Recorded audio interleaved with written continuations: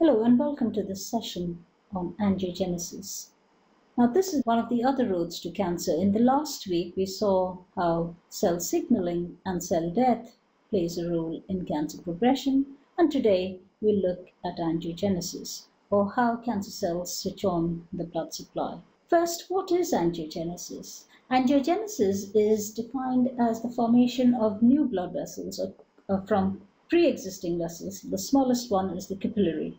So typically it's the formation of new blood vessels from a pre-existing blood vessel, and typically done because of the migration or movement and division of a specialized type of cell called as the endothelial cell, which is found on the inside of a blood vessel.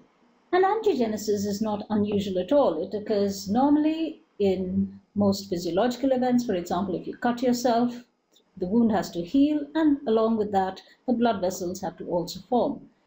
In females, angiogenesis occurs every month in the process of menstruation when the blood vessels have to reform inside the uterus. In tumors, on the other hand, this abnormal angiogenesis results in tumor cells growing, invading, and spreading to different sites. So how does this work? Now, typically, any tumor will grow no bigger than the size of a pea up to a point, because even if the cells try to grow, they don't get the oxygen and nutrients, so growth will be inhibited. The cells will literally be dying. However, after a point, these tumor cells start to secrete factors called as angiogenic factors. And these factors or proteins trigger angiogenesis. They trigger the branching out of the pre-existing blood vessel, which starts to divide and proliferate. And as a result, this can feed the tumor, and the tumor can now start to grow. And this process or triggers or switch from a in situ tumor, the pea-sized tumor, to a growing tumor can vary in different types of tumors. Very short in some aggressive tumors, and much longer in some slower growing tumors. And eventually this tumor can grow so big that it can spread to other organs. How do tumors switch on angiogenesis? Now, this typically is a balancing act. Almost all tissues will have proteins which either trigger angiogenesis or stop angiogenesis. And in most tissues, the overwhelming number or amount of proteins is anti-angiogenic. That's why there is no stimulation of vasculature in most tissues. And so this balancing act between anti-angiogenic or inhibitory proteins or factors versus angiogenic factors is what decides the fate of that cell or that tissue. Don't be worried about the acronyms on the side. I've just written it down to help you understand some of the growth factors, VEGF or vascular endothelial growth factor, etc. We'll encounter these later on. Now, another point to note is that the blood vessels that do form in tumors are abnormal. Unlike normal tissues where the branching network is very systematic, very organized, this is the complete opposite in tumor cells. So this vasculature is haphazard, it's leaky, it's sort of disorganized, and not just in appearance, but also in how it works morphologically and in physiology terms. So these branch networks are tangled, they have holes in them, they're leaky, some sections are very thick, some sections are thin. So all this results in a host of consequences for the tumor. For example, here in this image, what you see here are the cancer cells in green, and what you see in red are endothelial cells. And you can see a cancer cell is inside this blood vessel, showing that this tumor cell has come out and gone into the blood vessel. And this is also shown in the schematic on the right, which shows the pores or the holes inside the blood vessels. And this electron micrograph indicates precisely that, where you can see with the arrows the size of the holes. And what this results in is serious consequences to the cell. It can make a bad situation worse.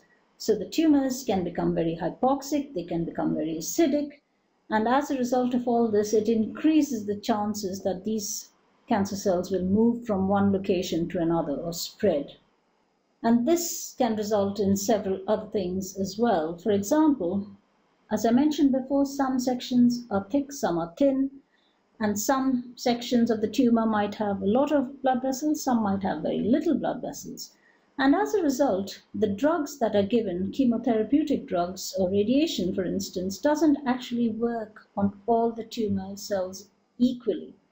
And this results in resistance to the drugs because this drug is sitting there for a long time and not really doing anything much. It also, like I said before, it increases the chances of metastasis or spread of cancer cells from one location to another. So let's look at how the molecular pathways work. Now, before I go into that, I just need to tell you that there will be a lot of acronyms, and let's go through the pathways a bit slowly. So if you familiarize yourself with this image, first of all, what you see on the top are the cancer cells, and what you see below, the cancer cells are in green, and what you see below is a cartoon of a blood vessel in red, and you have the endothelial cells lining this blood vessel. And what you see on the left-hand side is simply the list of some of the proteins we'll encounter today. So starting off with tumors. So what tumors do is they secrete this factor called as the vascular endothelial growth factor, VEGF. VEGF goes and binds to a receptor, a protein that is stuck on the surface of the endothelial cell. And when this receptor is activated by this binding, it leads to several things. First of all, it activates the endothelial cells. These endothelial cells start to secrete several things, and these endothelial cells start to secrete other factors. The activation of the endothelial cell can also lead to the activation of proteases. Proteases are enzymes that digest protein. So these soluble proteases are activated and they start to chew up the surrounding protein, making a physical space where the cancer cells can move into. Activation of the endothelial cells by VEGF binding also leads to activation of another receptor called the integrins, shown in the green triangles here. Now, integrins are like Velcro. They help cells to move physically. So these integrins enable the physical migration or movement of these blood vessels or endothelial cells towards the tumor. So that's the source of VEGF. So the endothelial cells start to go or branch out to the tumor cells. There are other proteins that are also activated. An example is the PDGF, platelet-derived growth factor, which again activates other receptors on the stroma or supporting cell. And this lends itself very well to designing drugs that target angiogenic factors. Now, there are several anti-angiogenic drug targets. One example here is Avastin, which inactivates this VEGF itself. And it has undergone clinical trials quite successfully for certain types of brain cancers called as glioblastoma, recurrent glioblastomas, but it wasn't very good for colon cancers. Sutent is another drug that actually blocks this receptor for VEGF, so it prevents the activation of endothelial cells. There are pros and cons, and there are some good success stories with using anti-angiogenics in clinical trials. So let's go over the key concepts again, as you can see on the screen. And next time we shall look at the other pathways to cancer progression.